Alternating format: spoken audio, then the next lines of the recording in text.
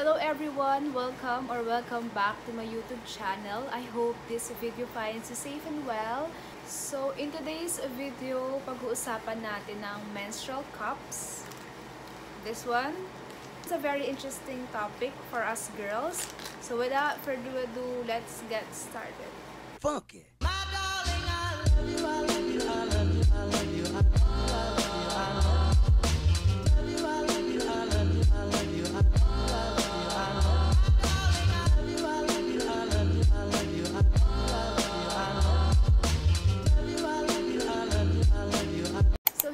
Patatagalin, ano nga ba ang menstrual cup?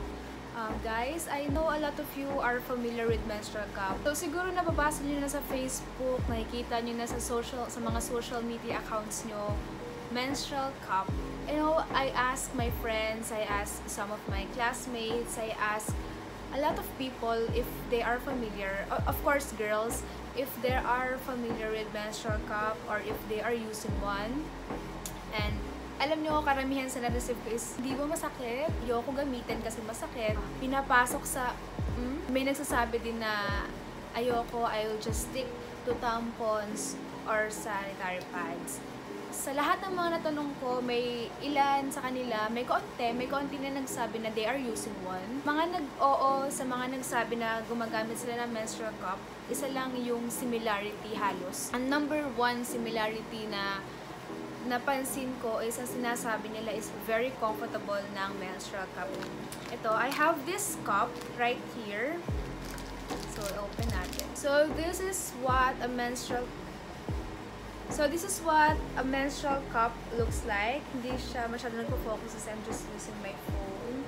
Pero ayan, so menstrual cup is a type of reusable feminine hygiene product. It is said that you can wear this, you can wear a menstrual cup for up to 12 hours, but I think that it's much better if you won't leave it that long. Lalo na if you're one of those girls na heavier ang flow, and para na rin ma-sanitize nyo yung menstrual cup. So guys, maraming may gusto ng menstrual cup. Una-una because it is very affordable. Kasi ito, isang beses nyo lang siyang babayaran compared sa napkins, sa pads, or sa tampons na, you know, every month bumibili ka, unlike this, na isang bilihan lang and tumatagal siya ng ilang years. This also said that menstrual cups can hold more blood than tampons and pad, and this is more eco-friendly. If we're going to talk about the disadvantage of using one, isa na dun yung it can be very messy if hindi pa kayo sanay or first time yung gumamit ng cup. You may find it difficult to remove and to insert. So, hindi may iwasan yung pag-spill ng blood. Of course, as time goes by, masasanay din kayong gumamit. Magiging less yung spill ng blood. And darating sa point na as in zero na yung spill ng blood. Okay, so I have a guide here kasama dun sa pinadala na package. You can sterilize your menstrual cup. So you can boil this menstrual cup in a boiling water for 3 to 5 minutes before and after use. And if you guys have a microwave, you can also sterilize it using that. You can sterilize your menstrual cup by putting it sa sterilizing cup, which Celine have. Ayan. Meron silang sterilizing cup which is very nice.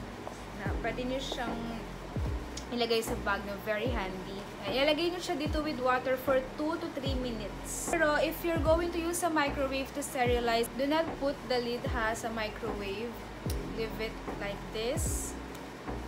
And wait for 2 to 3 minutes. So if you're going to ask if may sizes ba, yes, Celine menstrual cup comes in 2 sizes. The first one is small. It looks like this. Wala ko ng large. So, ayan. So, paano nyo masasabi if small yung kukunin nyo or large? So, they recommend size small for those women who have not yet given birth or for those girls out there na 25 years old below. You can get the large size if you have given birth already and 25 years old above. Some users tell na if may period sila and nasaktuhan na may trips, they are using menstrual cups. Parang normal din daw and hindi mo marirealize na you are wearing one. You can still dance, you can still hike, you can still swim without worrying about the... Once na nalagay nyo na, it is said that you shouldn't feel na your menstrual cup is inside you. To insert the menstrual cup, yung type ng fold na pwede nyong gawin. Here are the examples. But for beginners, they are recommending the punch down fold. And it looks like this. Ayan.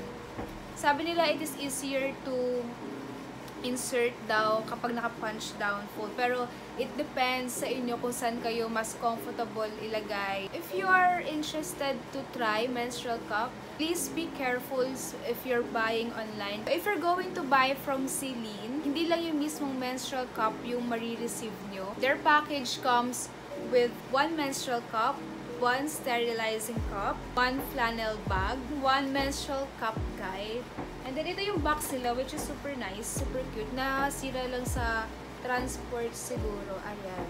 Lahat ng information andito na sa box. Kung paano gamitin, yung care instruction. Maganda rin kasi nandito rin yung mga folds na pwede nyong gawin. By the way guys, Celine Menstrual Cup is US FDA registered with Certificate of Conformity, 100% medical grade silicone, and is eco-friendly. And if you guys are allergic to latex, Celine Menstrual Cup is latex free. So guys, ito yung pinakang ipapaalala ko sa inyo if you're going to use or if you're going to try one. Always wash your hands before and after putting and removing the menstrual cup. Always wash your hands with soap and water. Always sanitize your hands and also sterilize your menstrual cup. Make sure that your menstrual cup are already clean to avoid infection. So guys, very important na ma-make sure nyo na malinis yung cup and yung kamay nyo if you're going to use one. So yes, that's it. If you guys are interested, I will link the item on the description box or sa comment section. Nilalagay ko dyan yung Shopee account nila. And if you have questions, you can message them. Available sila sa Shopee, which is very nice. So yeah, that's it. Thank you guys so much for watching and see you on my next video. Bye!